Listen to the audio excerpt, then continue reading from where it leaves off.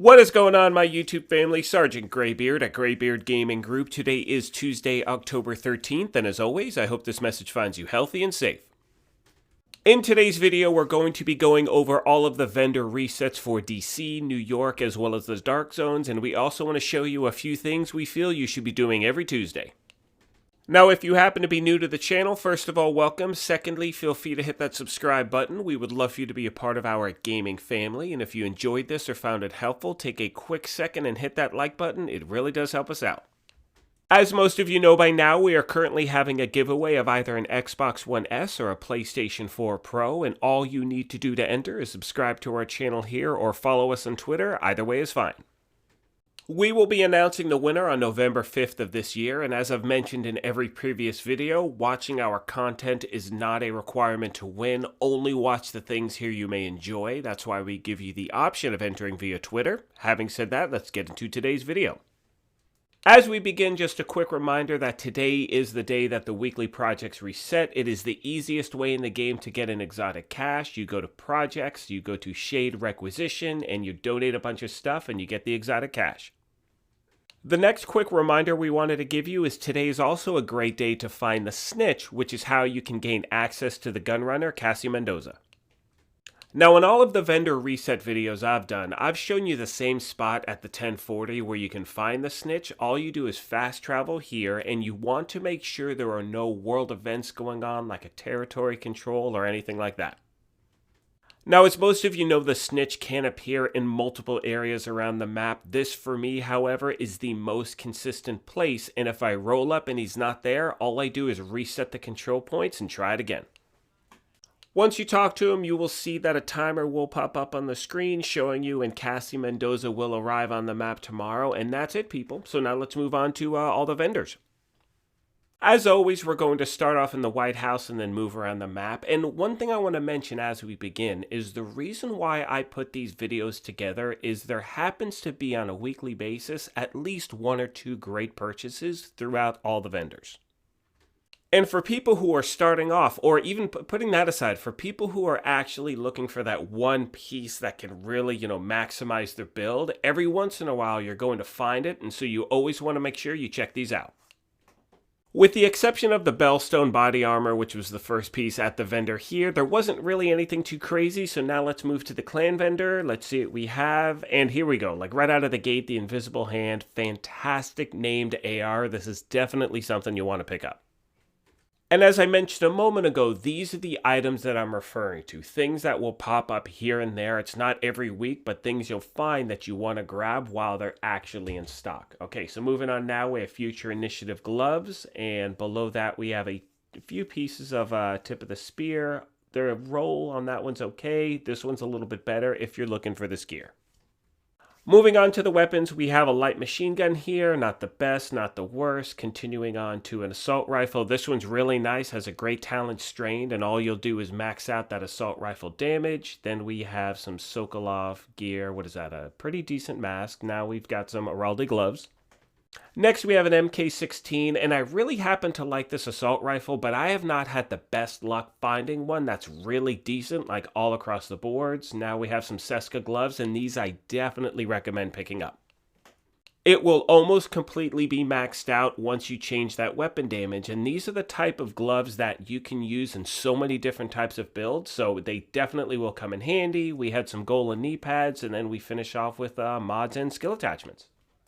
Making our way to the vendor at the Theater District, we start off with the named shotgun. It's again a pretty decent roll. It has the talent perfect jazz hand, so if you are looking for this, this is where you'll pick it up. Moving on to another shotgun, pretty decent roll is there. Not bad on the rifle here. You'll change one of those stats. I would say, change out rifle damage. Below that, we have some Wyvern gloves. Wouldn't waste your time with these. Wouldn't waste your time with these China Light knee pads. Then we have, once again, mods and skill attachments. Now let's make our way over to the campus. And let's see what we have here, my friends. We have the named light machine gun. Below that, we have a marksman rifle. Again, pretty good roll there. Pretty decent LMG right here. You'll wind up switching, I guess, the damage. It does have a good talent on it. Next, we have a Badger Tough mask. Again, not the best roll. Moving on to Wyvern Holster, not really the best as well. Then, as always, finishing up with mods and skill attachments. Now let's make our way to Dark Zone West.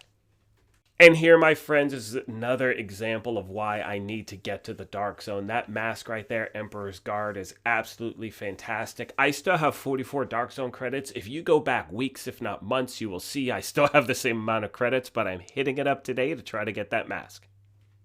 And I mean, the main reason I really don't hit it up is that there's a lot of cheating going on right now. The developers haven't really addressed major issues, but it can be worth your time to grind out so you can get certain items at the vendor, because on a weekly basis, there are some really good things sometimes.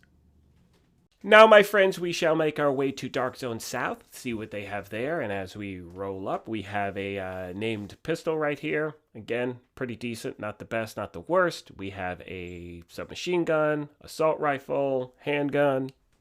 Continuing on with the gear, we have an Aces and Eights backpack. Not really the best roll, not too good on the True Patriot right here.